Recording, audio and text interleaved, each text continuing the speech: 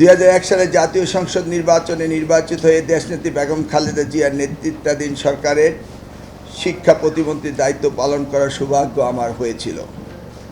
বর্তমানে আমি বাংলাদেশ জাতীয়তাবাদী দল বিএনপির একজন সক্রিয় সদস্য হিসেবে কাজ করছি। আমি চলতি মাসে 20 তারিখে থেকে চিকিৎসার জন্য ব্যাংককে অবস্থান করছিলাম। সেখানে অবস্থানকালেই জানতে পারি যে বিএনপির মনোনয়ন প্রত্যাশীদের বৈঠকে আমাকে উপস্থিত থাকতে বলা হয়েছে। দলের নির্দেশনা পেয়ে আমি চিকিৎসা অসম্পূর্ণ রেখে গত 25শে অক্টোবর 2025 তারিখে ব্যাংকক থেকে ঢাকায় ফিরে আসি। দলীয় সাংগঠনিক কার্যক্রম সম্পন্ন করে 30শে অক্টোবর 2025 তারিখে পুনরায় ব্যাংককে চিকিৎসার উদ্দেশ্যে রওনা হই। যাত্রাকালীন সময়ে ঢাকা আন্তর্জাতিক বিমানবন্দরে ইমিগ্রেশন কাউন্টারে জানতে পারি আমাকে বিদেশ যাত্রার নিষেধাজ্ঞা জারি করা হয়েছে, কিন্তু এই নিষেধাজ্ঞার কোনো কারণ চেয়ে কোনো সদুত্তর পাইনি।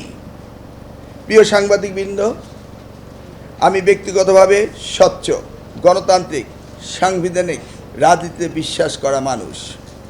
কখনো কোনো চক্রান্ত বা ষড়যন্ত্র বা কোনো রকম দেশ বা রাষ্ট্রবিরোধী কর্মকাণ্ডে জড়িত ছিলাম না।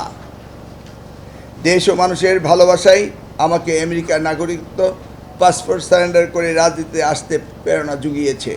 আমি সরকারের কাছে জানতে চাই, কেন আমাকে বিদেশ যেতে দেওয়া হলো না। এই সরকার মহান 24-এর গণঅভ্যুত্থানের সরকার।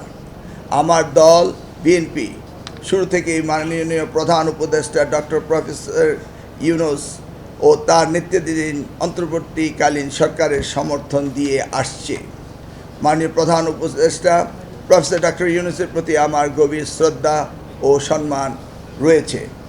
আমি দৃঢ়ভাবে বিশ্বাস করি এই সরকারের কোনো সংস্থা বা বিভাগ কোনো ভুল তথ্য বা ষড়যন্ত্রে বিভ্রান্ত হবেন না, এবং আমি সহ দেশের সকল নাগরিকের সাংবিধানিক ও নাগরিক মানবিক অধিকার রক্ষার যথাযথ ব্যবস্থা গ্রহণ করবেন। পরিশেষে বলতে চাই, আমি রাষ্ট্রের প্রতি আনুগত্য ও আইনের শাসন প্রতিষ্ঠায় সর্বদা সচেষ্ট আছি এবং থাকব। রাষ্ট্রের প্রয়োজনে দেশ ও মানুষের কল্যাণে সরকারের সাথে সর্বাঙ্গীন সহযোগিতা করতে প্রস্তুত রয়েছি। আমার যে পুরনো পাসপোর্টটা ছিল সেটা ছিল ANM এহসানুল হক। পরবর্তীতে সেটা এক্সপায়ার করে যে পাসপোর্টটা না হয়েছে সেটা ID, voter registration ID card, national ID কার্ডে যা নাম ছিল তা লিখতে হয়েছে। সেই কারণে সেখানে মিলন নামটি সংযুক্ত হয়েছে, ANM এহসানুল হক মিলন।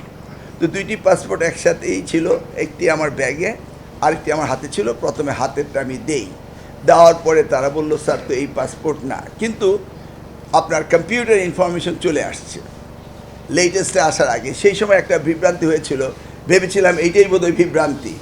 পাসপোর্টটা আনতে খানিকটা সময় চলে গেল, তারপর ওটা দেওয়া হলো। পরে জানতে পারি যে সেই পাসপোর্টের বিভ্রান্তিটা আসল বিভ্রান্তি না। প্রথমেই তারা আমার নাম টেপার পরে যে ইনফরমেশন কম্পিউটারে এসছে সেই ইনফরমেশনই রাইট ইনফরমেশন, কিন্তু আমার ধারণা ছিল এই আধা ঘন্টার মতো আমার পাসপোর্টটা আসতে চলে গিয়েছিল। সেজন্য ভেবেছিলাম বোধ ওই, মূলত বিষয়টি তা না।